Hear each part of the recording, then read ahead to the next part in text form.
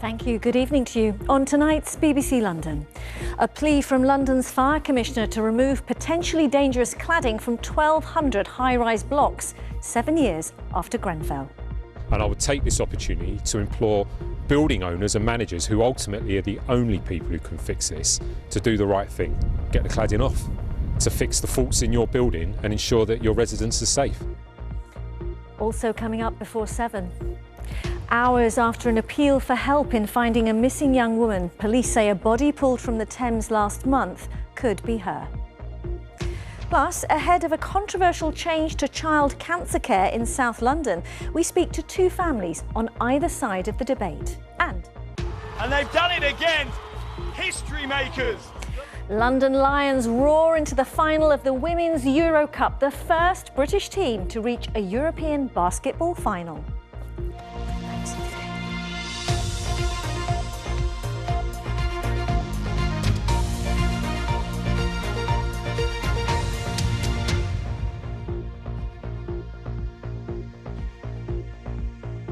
Welcome to the programme. Good to have you with us. Get the cladding off. That's the message tonight from London's Fire Brigade Commissioner. Nearly 7 years on from the Grenfell tragedy, which killed 72 people. Andy Rowe says even now, more than 1,200 high-rise blocks in the capital still have Grenfell-style cladding or serious deficiencies, and that his firefighters are sometimes operating in very high-risk buildings that should have been fixed by now. It comes as the brigade says it has implemented all the recommendations from the first phase of the Grenfell inquiry. Here's our correspondent, Carl Mercer. This is a view from one of London Fire Brigade's drones, high above a fire in Herne Hill last September. It's part of a new range of kit, along with the tall ladders you can see, part of the brigade meeting all 29 recommendations from phase 1 of the Grenfell inquiry. What it represents is keeping a promise to bereaved and survivors, particularly London residents and our own staff, to listen very carefully to what they said, the inquiry said, to learn and then lead that change. There are 3 new 64-metre ladders, some of the tallest in Europe, that can help fight some of the more challenging fires. We can get above the seat of a fire on a building or a block of flats, and we're able to put water onto the fire from great heights. So the main benefits about this set are, one, that it's lighter, so it helps our firefighters with heat exhaustion. A second one is that it can be cleaned more thoroughly, so that's going to help with contaminants. And there are new state-of-the-art mobile control rooms. Here we've got, which is effectively a high-rise incident, and it tells you the conditions within each individual flat, how many people are in each flat, and if the residents have been told to stay put, whether they've been told to evacuate. All firefighters are now being issued individual personal issue face mask, and on that has a connection for our new communications when we're in breathing apparatus. New smoke hoods have also been brought in, used on more than 200 occasions to help people out of buildings. But the Commissioner says more needs to be done to protect Londoners in high-rise buildings. I am concerned. I think a situation where you've got 1,250 unremediated buildings in London is unacceptable. And I would take this opportunity to implore building owners and managers, who ultimately are the only people who can fix this, to do the right thing. And the right thing would be? To get the cladding off, to fix the faults in your building and ensure that your residents are safe. Grenfell survivors want further steps too, guaranteed evacuation plans for disabled residents and an independent body to make sure all the recommendations from the inquiry are actually delivered. We are now nearly 7 years after Grenfell, and that thousands of people this evening will go to bed in buildings that are not fit for purpose. But they did welcome today's news. They've travelled a long way from their original position at the public inquiry, which was we wouldn't have done anything different. So, Andy Rowe has said that, the fire service will do things completely differently now, and already that, as a result of the Grenfell Tower fire and recommendations made by the public inquiry, hundreds of lives have been saved. So it is obviously a significant moment. The second phase of the Grenfell inquiry is due to report later this year. And Carl's with me now. You just mentioned there the second phase of the Grenfell inquiry. What is the focus there? Yeah, phase 1, which we reported on, the Fire Brigade have met those recommendations, was looking at the events on the night of the fire itself. Phase 2 is digging a lot deeper and saying, why was Grenfell Tower in the state it was in? They've been calling in witnesses from the local authority, from government, and importantly from the people, the building suppliers, those who put the cladding on the building. So wide-ranging inquiry. It's been going on 4 years. They've stopped taking evidence, and as I said there, we're expecting them to report back sometime in the summer potentially. Okay, we don't have an exact date yet, but we will, of course, keep across it. But Carl, there's still that question of why it is taking so long to remove potentially dangerous cladding from more than 1,200 tower blocks. Yeah, there'll be tens of thousands of Londoners in those 1,200 tower blocks who are going to bed tonight, knowing that their buildings have unsafe cladding or are not designed properly. It's a major concern for the Fire Commissioner, as you heard there. I know there are regular meetings between him, between the Fire Brigade and government to try and sort this out. But I think there is some difficulty they are finding in tracking down who some of the owners of the buildings are, which is proving a real problem for them. And in terms of the survivors and the bereaved families at Grenfell, I think one thing they want to see, not just the cladding being changed, but also these personal evacuation, emergency evacuation plans for disabled residents in buildings, something they're very keen to push, because they say 40% of the people who died in the Grenfell tragedy were disabled. So that needs action there as well. So still some answers. Carl, thanks very much. That's our correspondent, Carl Messer. You're watching BBC London. Still to come before 7. Hi, I'm Shanice. Later in the programme, find out how London Lions women became the first British team to make it to the Euro Cup final.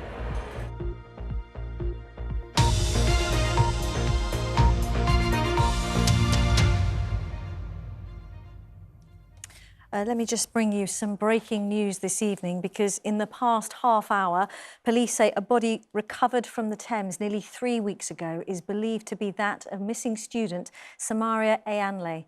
An appeal for information on her whereabouts was issued yesterday evening. Our reporter Thomas McGill joins us from outside Scotland Yard. And Thomas, what can you tell us?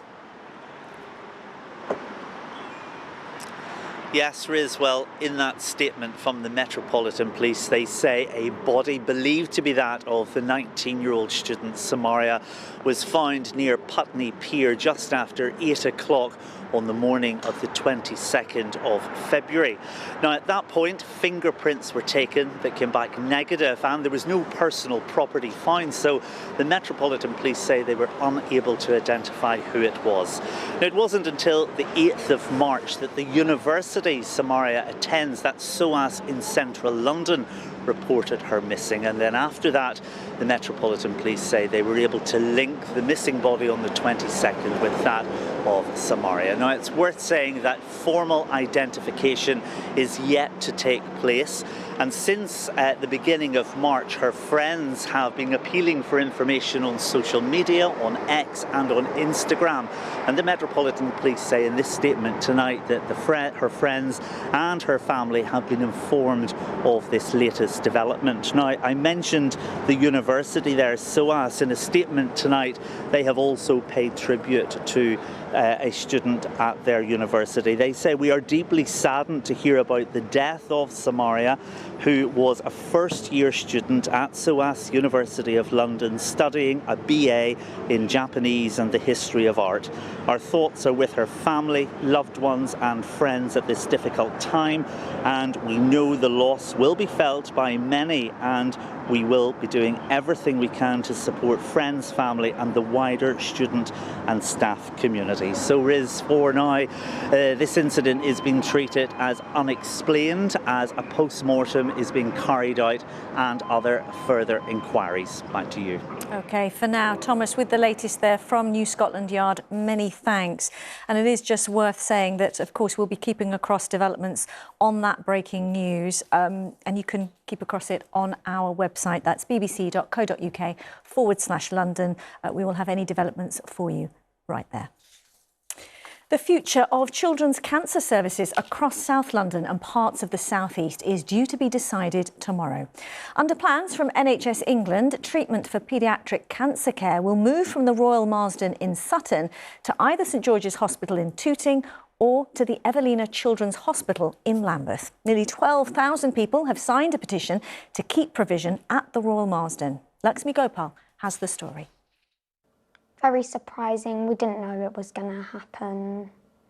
We had some warning signs, but obviously we're not worried that it could be this. But But the care has been fantastic, and the diagnosis came quite quickly, which has been really helpful. 11-year-old Isla was diagnosed with Hodgkin's lymphoma last month. She started chemotherapy at the Royal Marsden Hospital, where she's been going nearly every day for the past 3 weeks. It's a few minutes' drive from her home. She's one of around 1,400 children currently getting cancer treatment at the Royal Marsden in Sutton and St George's Hospital in Tooting. Under plans, future care would be at either St George's or Evelina Children's Hospital in Guy's and St Thomas's in central London, causing concern about travel. It will really affect us, and not just her, but obviously the whole family, being away from them for long journeys. And obviously her father would like to attend. At the moment he can actually come with us. He works closely to our home, so if that happens, he'll never be able to attend with us because he needs to look after her siblings. With Isla's weakened immune system, Demetria doesn't want to risk public transport. Though Evelina Hospital says it would help towards parking, overnight stays and travel costs, they worry about the longer days. I could be literally leaving at like 9 and then coming home at like 5 from just getting like chemo. That takes about like a few seconds to do. The move is because under new rules, children's specialist cancer treatment must be on the same site as a Level 3 children's intensive care unit, which the Royal Marsden doesn't have, and which Amy Lowe needed. Aged 15, she was diagnosed with non-Hodgkin lymphoma. Her parents say during chemo at the Royal Marsden, due to a perforated bowel, she spent 20 hours waiting for diagnosis and transfer to St George's. Her mum is a nurse but doesn't work in any of the 3 hospitals at the centre of this. I feel that if she'd been in a hospital where there was, a surgical team, an urgent care, anything, A&E, we would have been seen a lot quicker, and her operation would have happened a lot earlier, less stressful, less risky. It is a fantastic hospital, a lovely environment, but for these small minority patients, it's not safe. We contacted the Royal Marsden, but they said they wouldn't be commenting ahead of tomorrow's decision. Evelina Hospital is understood to be the preferred option over St George's. The future of children's cancer services. At Prime Minister's questions today, the Lib Dem leader and Kingston and Surbiton MP, Ed Davey, voiced concerns he and 2 other MPs had over the move. St George's has got over a quarter of a century's experience in delivering this highly specialist care. It really needs to stay there, and there are big questions being asked about the process as to how NHS England is making its decision. Children's cancer care isn't expected to leave the Royal Marsden until at least 2026, but many patients feel it's already adding to their uncertainty. Lakshmi Gopal, BBC London. Well, in response, a spokesperson for the NHS London and the South East told us that while the current service provides a safe, high-quality service for children with cancer, it does not meet the latest requirements to be on the same site as a Level 3 children's intensive care unit. It goes on to say the vision for a future principal treatment centre is that it would build on many strengths of the existing service, give best quality care and achieve world-class outcomes for children with cancer for decades to come. So that's the response from the NHS in London and the South East. Food parcels are being delivered to some of London's most vulnerable families as part of this year's Ramadan celebrations. The Muslim Aid charity says many in poverty in the capital struggle to afford their iftar meal, which breaks the fast at sunset. There's a particular focus this year on Tower Hamlets, where more than half of children live below the poverty line. Barry Caffrey reports from the East London Mosque. Food parcels being delivered in Tower Hamlets during Ramadan for the 2nd year in a row. It's all part of the charity Muslim Aid's Feed the Fasting campaign, which aims to feed people living in poverty to cover their meals during the holy Muslim month. Tower Hamlets is one of the most poorest boroughs in London. There is complexity as well around everything. You have the language difficulties, you have the influx of migrants here as well. But putting all that to one side, we have to humanise this whole situation. And the basic needs of food, water, shelter, we collectively as UK, collectively as Londoners, should be able to support. anyone and everyone that comes here. So Muslim Aid was established nearly 40 years ago in response to the Ethiopian famine. Did you ever think that Muslim Aid would need to be helping its own here in London? No. It's as simple as Muslim Aid have been in operation for 38 years serving humanity, worked in over 72 countries around the world. Last year we done 132 projects globally. UK? No. The month of Ramadan is a time when the Muslim community donate hundreds of millions of pounds to charity. But here, it's not just Muslims who can benefit. People of any or no faith can pick up a food parcel. So we don't discriminate, so we are opening the doors to everyone, whether you're Muslim or you're not, regardless of your faith, your background, your colour. Our initiative is open, and we welcome everyone to come in and, to get involved and see if they can benefit from this initiative. David is an asylum seeker from the Caribbean and came to the UK in September last year. It's a good idea where people can reach out and get something extra for the kids, because a lot of people does not work and a lot of people is not getting the support they need. So they come here and they reach out.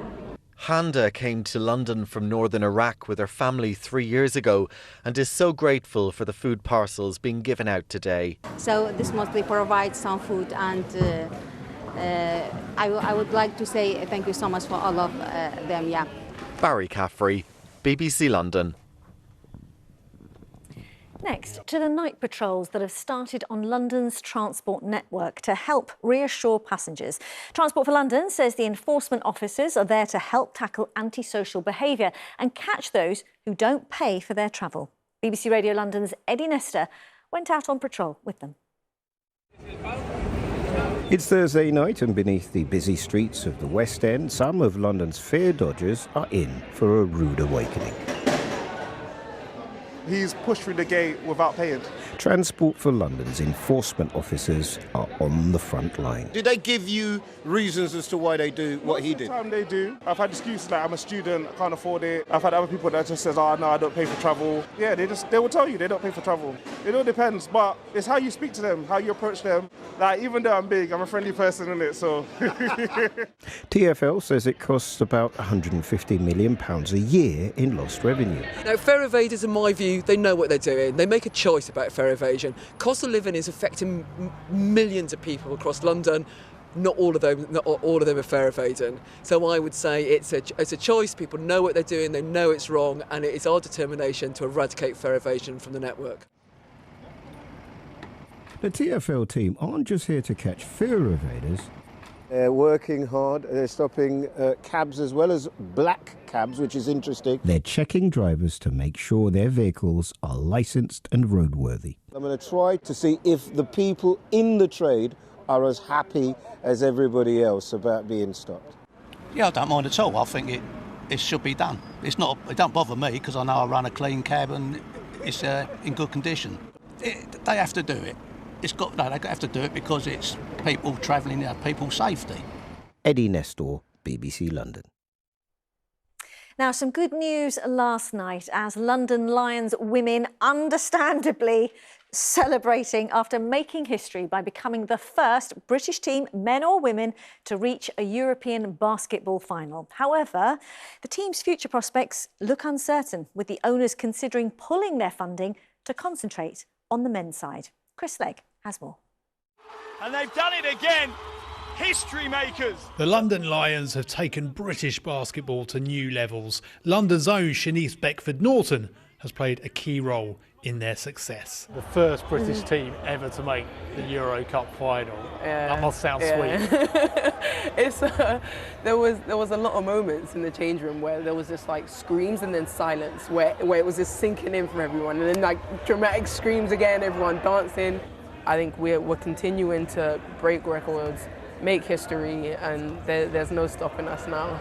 Skips it to Winterburn, another three goes up and another three goes down. What is happening here in London? The team's meteoric rise has been overseen by Slovenian-born general manager Vanja Čenević. We're really proud of what this team has achieved and how much of commitment they've shown and passion for London and British basketball. I think we really are at this tipping point where we can proudly promote the British basketball in Europe. As you know, British basketball was never on European map, but now people are actually noticing us and they're talking about us. The Lions now face a two-legged final with the second leg at the Copper Box on April the 10th as they attempt to become the first British team to win a European competition. Remarkably, that Euro Cup final second leg here at the Copper Box in April could be London Lions women's very last match in Europe. The club's owners, 777, are considering pulling the women's team out of continental competition because of funding issues. The men's team, though, would still be able to compete. What should be the greatest moment in these players' careers is being overshadowed by uncertainty. Are you hopeful you can convince the owners to think again, change their minds? I mean, it's really just about what we're doing on the court. That's really our main focus. It was tough news to hear, but we're going to keep pushing. We're working hard in practice. We're supporting each other, and everyone in our circle knows exactly what we want to do, and that's what it's about. Right now, it's just about winning the final in a few weeks. They face a fight for their future, but London Lions women deserve a chance to live in the present. Chris Slegg, BBC London. They certainly do, and congratulations to them. And I should just let you know when it comes to the men's team, because the London Lions men's team are in action right now in their Euro Cup quarter-final match in Romania. A few moments ago, the Lions were leading. The score is currently 68-80. So just to say, if they do win, they'll become the first British men's team ever to make it to the semi-finals. So, London Lions, eh?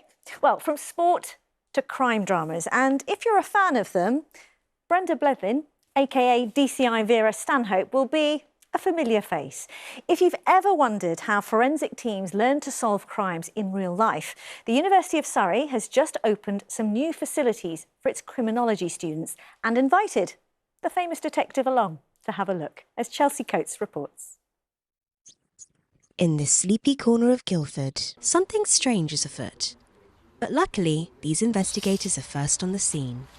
We were able to see fingerprints, only a little bit of it, not too much. But then if we change the light, might be able to see a bit more, the length of the smudge. After it was closed for renovation, the student flat has been given a new lease of life by Surrey University's new Criminology with Forensic Investigation course. Here, students put the practical skills they learn in lectures to the test. They have a practical crime scene nearly every single week. We don't want to just teach them theory, we want them to be able to really apply that and then go forwards in their chosen career path. Who's in charge here, love? And who better to give the flat its grand opening than one of Britain's most beloved detectives? DCI Stanhope. When I was asked to come and open the criminology and forensics course here, I was so proud. There were several of the students, forensic students here, and I threw some questions at them that they really were not expecting, and they could answer them pretty comprehensively. It was great. But you think it was an assault with a screwdriver, and was that in the bathroom? Dramas like Vera might not always reflect reality, but the students say that they still have a lot to learn from the staged crime scenes in this flat. Here we can make mistakes. On a crime scene, you can't. That's like a really big deal. So having the ability to make these mistakes whilst we're still learning gives us more confidence in ourselves as well as each other. We're the next generation that are going to be in that job. So to learn the basics like that, we set up cordons, we made sure we were going around a crime scene without tampering evidence. It's so much more interactive and more fun. Chelsea Coates, BBC London. Well, here to help solve the mysteries of the weather is Darren, and thankfully the rain seems to have eased off a little bit today and the daffs are out. Even after all these years, Riz, the weather is still a bit of a mystery to me now and again. Yes, the rain has stopped, as you say, which is good. We're all fed up with the rain, aren't we? Northolt in West London has had a month's worth of rain already, and we're not even halfway through March. But it has turned drier. We did dry off today. There's still a lot of water on the ground, but it was drier today. The rain stopped falling. There was more colour in the daffodils than there was in the sky. It was pretty cloudy out there today. But tomorrow, I'm hopeful that we should see more sunshine, brighter skies, and as a result, temperatures may well be a bit higher. The rain today has been further north and it's been very wet across parts of Wales. We've had a lot of cloud around today, some brief glimpses of blue sky. We'll keep the cloud into this evening, and overnight I think it will stay dry, and then later in the night we may start to break up the cloud because we're drawing in some drier air from across the Channel, where we've got drier air in France on a southerly breeze. That will be heading our way. It will be a mild start to tomorrow, and we should see some sunshine at times, particularly in the morning. That's the best time to be out and about. I think as we head into the afternoon, it's going to start to cloud over a bit more from the west, and we'll start to see the chance of some showers, particularly late on in the afternoon. But ahead of that, those temperatures higher than today, 16 degrees, could even make 17 Celsius in Essex with a bit more sunshine here. That warmer air is coming in ahead of that weather front there. That will push its way eastwards overnight and bring with it some showers. That will be gone as we head into Friday. It's got some brisk winds actually, and it's more of a west to southwesterly wind, and that will bring some sunshine. As you can see, there's some showers now and again as well, and those could be quite heavy actually, and possibly even have the odd rumble of thunder. Temperatures still on the decent side, 13 or 14 degrees, just not quite as warm as tomorrow is going to be, and it will turn a little bit chilly actually on Friday night into Saturday morning. The next weather system is coming in from the Atlantic, strengthening the winds and bringing some rain, but for much of Saturday I think it will be dry. We're going to see the rain more overnight, and there may be a few showers left over on Sunday. I don't think that's real. I don't think there's going to be too much rain into the beginning of next week. I'm looking at something a bit drier and still on the mild side, hopefully. Riz, it could be a mystery. Could be. Sounds better though. Thanks, Darren. Let me bring you a quick reminder of tonight's breaking news story in the last hour. Police say a body recovered from the Thames nearly 3 weeks ago is believed to be that of missing 19-year-old student Samaria Ayanle. An appeal for information on her whereabouts was issued yesterday evening. A spokesperson for SOAS in London, where she studied, say they're deeply saddened and are supporting friends, family and the wider student and staff community. And we will have any developments on that breaking story, of course, on our website and our late bulletin. But for now, that is where we leave you. So thanks very much for being with us. By the way, on our Facebook and Instagram, you could check out the famous paintings recreated and reimagined to raise money for a hospice care charity. It's really worth a look. From me and everyone on the team, do have a good evening. Bye-bye.